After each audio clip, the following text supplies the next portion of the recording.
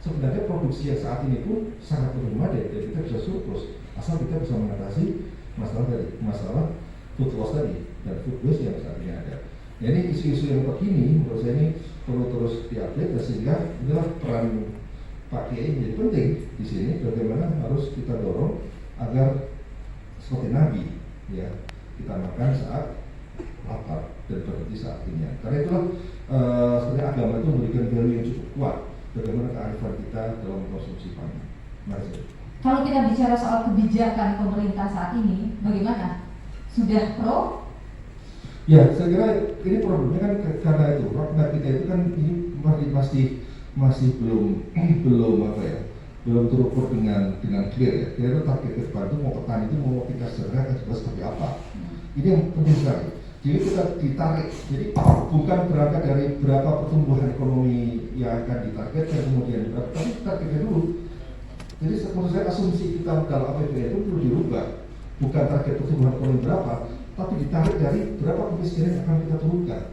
Dari kemiskinan yang akan turunkan kemudian dibutuhkan pertumbuhan sekian. Kita bertolak dari kepada kesejahteraan, berapa pendapatan per kapita yang akan kita naikkan. Dari situ kita tarik, berarti untuk bisa meningkatkan pendapatan per kapita sekian, maka diperlukan strategi ini. Jadi menurut saya itu menjadi penting, dan fungsi DPR menurut saya sangat-sangat penting untuk mengawal itu, komitmen untuk kesejahteraan itu.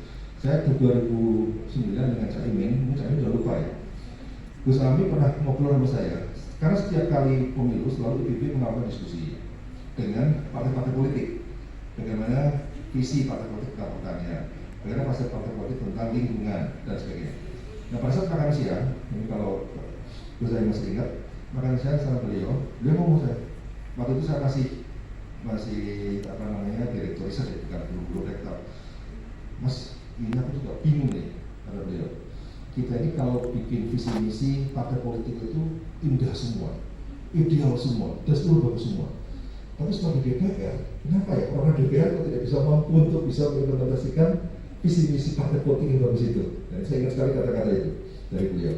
Nah, jadi memang ini penting juga internalisasi bagi para politisi tentang visi misi partai yang dalam dokumen blueprintnya selalu luar biasa dan selalu ideal dan selalu dasar sekali. Ini internalisasi misi partai yang mulia ini menurut saya penting untuk dilakukan agar apa? Agar fungsi-fungsi legislatif bisa berjalan dengan baik, karena fungsi legislatif kan fungsi dari aspek budgeting, kemudian fungsi legislasinya, perundang-undangan, fungsi pengawasannya juga bisa berjalan dengan baik.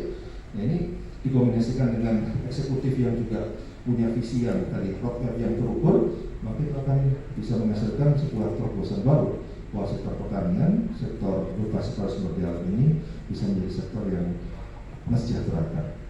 Isinya ability to derive benefit from things. Jadi kemampuan kita untuk menarik manfaat dari sesuatu. Itu definisi teori akses ya. Nah, jadi persoalan akses ini memang yang paling penting adalah bagaimana dalam sebuah negara demokrasi, maka kekuatan civil society menjadi penting untuk agar punya akses. Negara-negara maju seperti Taiwan, seperti Korea Selatan, seperti Australia, seperti Jepang, civil society berupa organisasi petani itu memiliki daya tawar politik yang sangat kuat, dan mereka memiliki akses yang luar biasa pada pengambilan keputusan. Jadi saya pernah berkunjung ke sebuah koperasi di Jepang. Koperasi di Jepang itu yang dipasang itu di kantornya. Kalau kita ke kantor-kantor, foto siapa yang dipasang? Foto siapa? Foto presiden. Ya. Kalau di Jepang, di koperasi itu yang foto-foto siapa? Foto anggota DPR.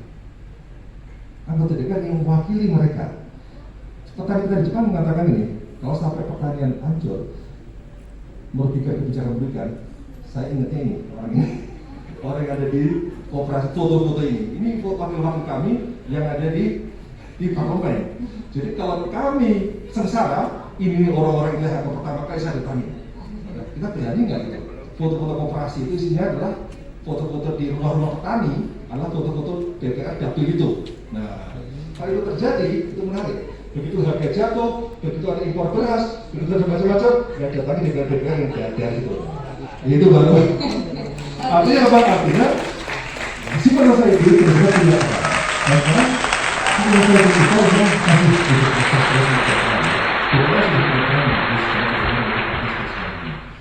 kota civil society itu berupa organisasi tani yang tangguh, yang kuat, yang utuh, yang genuine, yang orisinil. Ini yang kita perlukan sekarang. Agar apa? Dia punya akses pada policy. Nah, itu sebagai gambaran contoh Jepang tadi adalah contoh akses dia pada policy yang begitu kuat sehingga begitu ada impor ke Jepang, begitu ada impor apapun pertanian ke Belanda, petani bunga, petani hortikultur, petani buah-buahan, demo, dan pemerintah takut sekali ketika petani-petani turun jalan. Ketika Australia juga sama, kebijakan-kebijakan tidak berpihak turun jalan, takut. Korea Selatan, Thailand juga sama.